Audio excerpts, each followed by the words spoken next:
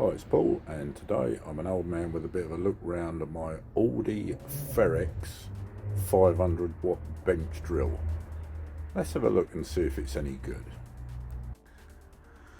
So, Ferrex 500 watt bench drill.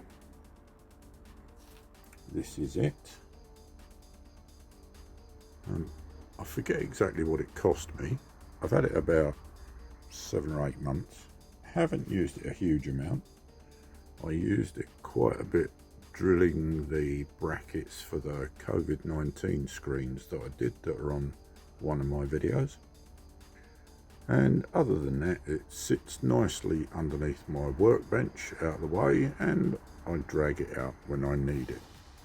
So, just to run you through it, it's got a folded steel base, not cast, it's folded. It's got a cast aluminium work platform which you can move up and down, and you can also unlock and rotate it.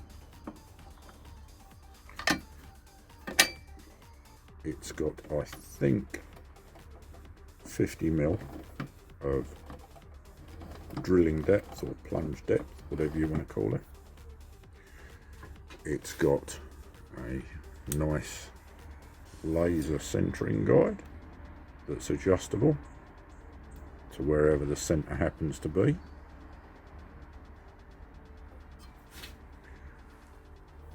It does come with rubber handles to go on the end of these. I take them off because where I've got it stored it doesn't fit, so I leave them off, so I'm not bothered about them. Comes with a work guard, comes with a no volt release switch and emergency stop, comes with a clip for the chuck key and an Allen key to fit the top, but the Allen key doesn't come on a clip, so I've just got it stuck to a magnet.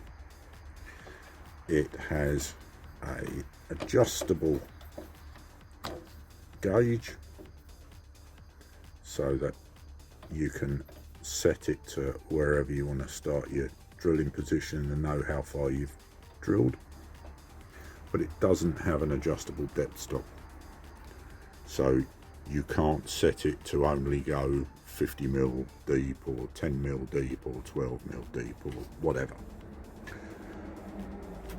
If I just turn the laser off, if I spin it round,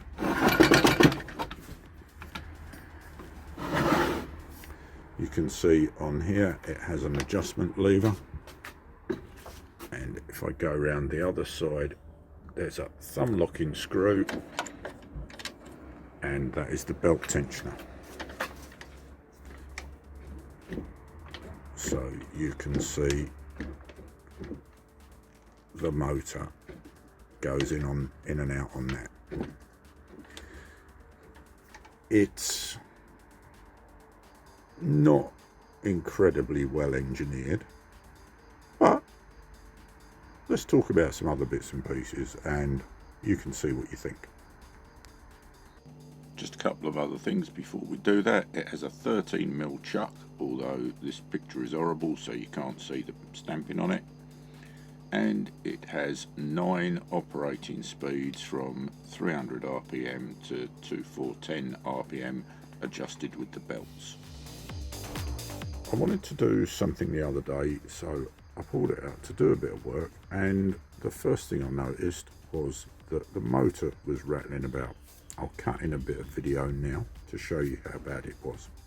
So here you can see I'm just pointing with my pencil at the 2 points that is mounted. The bottom is a slide, the top one is a bolt, and the nut on the end of the bolt is completely loose. It's not tight at all, hence the motor's slopping about all over the place. See it from a slightly different angle here, and in a second I'll lift it up and you'll just see the flats of the nut reflecting the silver bit there. That's the retaining nut. So I started looking into it,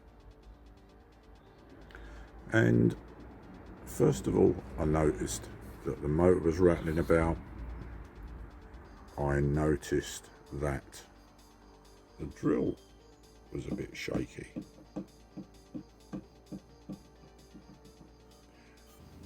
Excuse the traffic noise for a second. You can see here there's a huge amount of movement in the bottom end of the shaft. The drill bit moves side to side, backwards and forwards, all over the place. I'll stick a bit of white timber next to it and you can see it even more obviously. So, not great. So I also thought, as a matter of interest, I'd stick a square on it and see exactly how square it was to the table. And you can see here at its worst extent it touches at the bottom, and then it's about 2 mil away at the top, and at the best it's about 1 mil away at the top, which on a square that's only about 80-90 mil tall, that's not particularly good. Just to allay the concerns of anybody, I did check the square for squareness before I used it. It looks a bit rusty and old because it was my dad's about 60 years ago, but it is completely true, unlike the drill itself. Just to prove it's not all bleak, I also put a square between the table, the drill table, and the rear pillar, and that's actually not bad at all. I popped open the top, which is locked at the moment, and I looked at the pulleys, and they were also a bit shaky. Here you can see it with the rear drive belt as I take the rear drive belt off, and you'll see the motor drop as I remove it.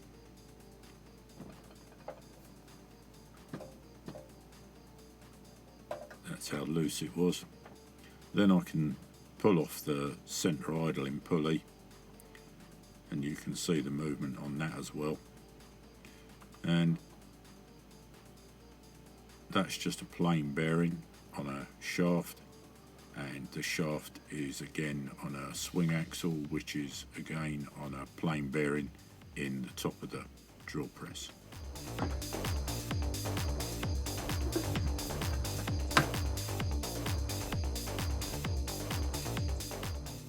So I took the belts off, took the centre pulley back out, and the first thing I did was get an Allen key and take off the front pulley.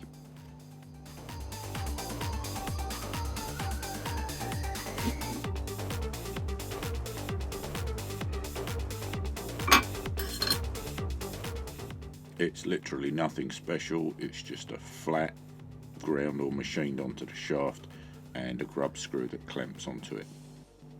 Then I undid the securing screws and took the top casing off it.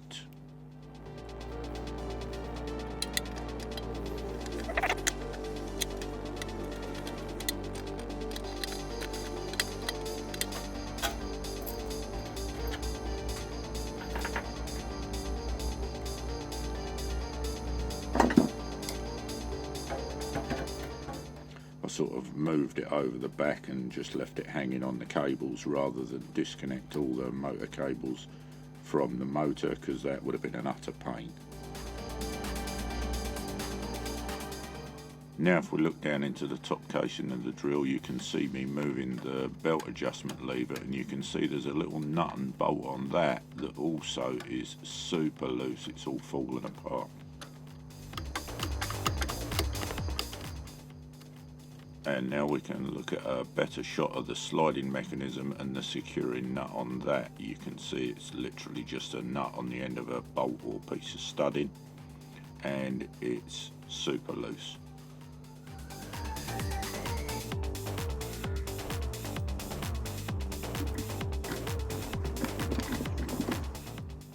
So next up, took the circlip off the end of the motor adjustment shaft after a bit of faffing about.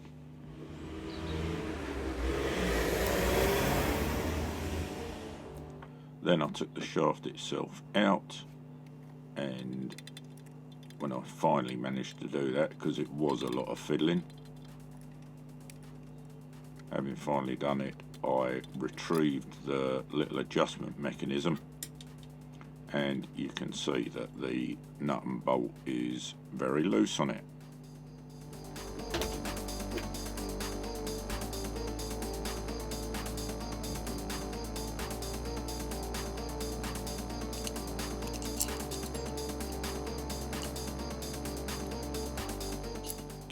So let's start the rebuild process, which consists of cleaning the relevant parts off with Loctite cleaner, and then the screwed parts I put back together with Loctite 270, which is a high strength thread locker. There's many types of Loctite available.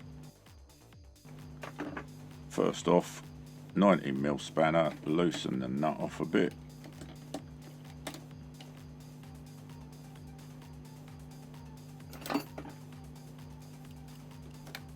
Then I got my Loctite cleaner, gave it a good spray to get the grease and muck off it,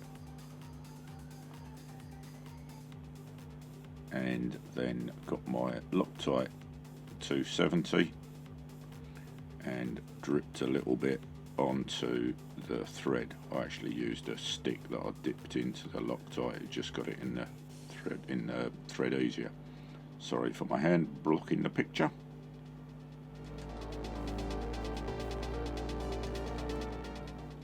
Then, having got the Loctite in place, tightened it back up and gave it a while to set whilst I carried on with the rest of the bits and pieces.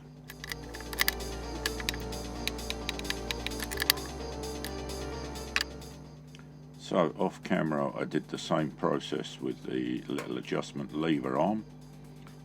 Did the bolt back up with a bit of Loctite, and so that was all nicely tightened up. So that part went back together next.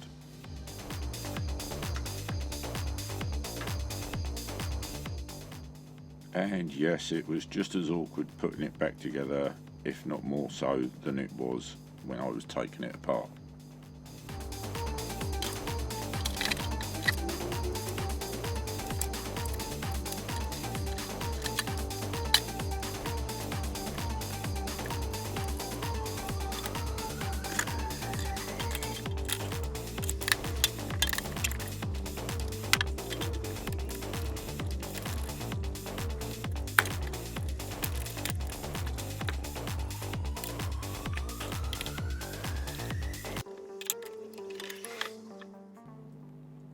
Finally, having messed about with it for about 5 minutes, I realised at this point that the reason that I couldn't get the tension adjuster back in was the shaft on the motor had actually, or the adjustment shaft on the motor had actually turned slightly as I'd tightened it up, although it's not supposed to, and that was why it wouldn't all line up correctly. So redressed that problem, and then finally it all went back together. I flipped the cover assembly back over and fastened that all back into place.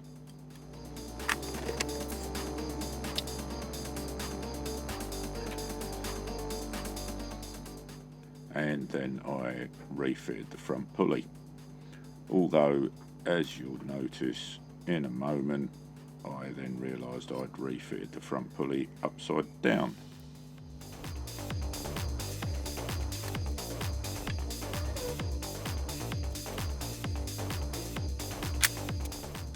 So, having refitted and tightened the front pulley, I put the central idler assembly back in, matched it to the rear pulley, then couldn't figure out why it wouldn't all fit together, and then realised it was upside down to the rear pulley. Put it the right way up for the rear pulley, and then of course it's wrong for the front pulley. Duh. So just remove the front pulley again, reposition it, tighten it back up again, and then finally we're ready to put the belts back on. Front belt goes on first, put it into the bottom position.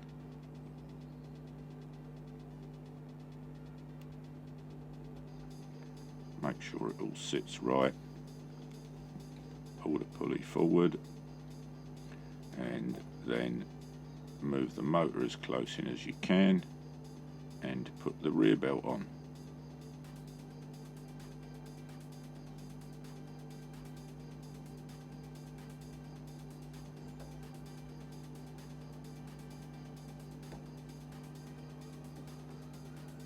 I usually have it running at high speed because most of the drill bits I use are quite small, So that's a good position for me. Check the belts are all running okay. Then we're going to tension the motor up using the lever on the side. Tighten it up with the thumb screw just out the bottom of the picture. And then finally we're good to flip the top cover over, secure it back in place, and everything's all a-okay, ready to roll.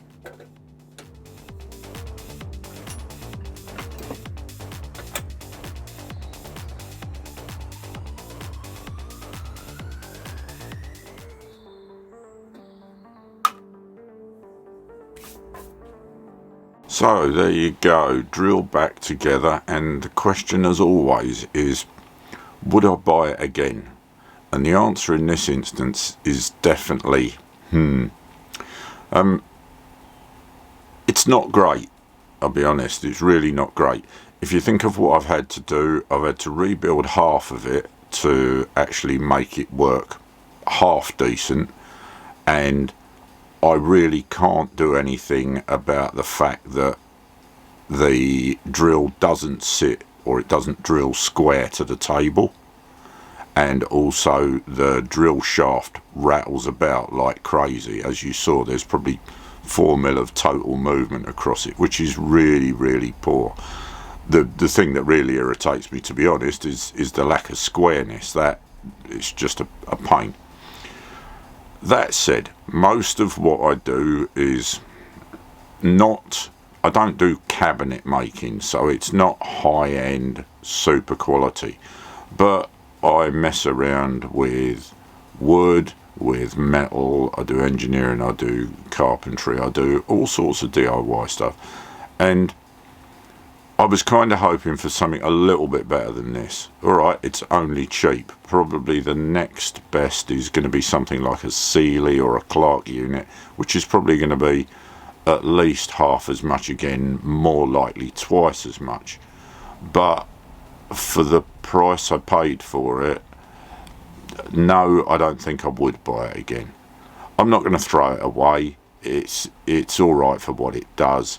If I ever wanted better quality, then definitely I would chuck it and get something that's more expensive. You may feel differently. It may also be that I just got a bad version of it. If you read my or watch my DeWalt miter saw review, you'll see I'm happy with mine, but there's another guy in the comments who's really had problems with his. It's hugely out of square, and it's just wrong. And at the end of the day, if my drill was newer, yes, I'd probably chuck it back at Aldi under warranty, but I have done a lot of work with it on things like the raised garden bed project.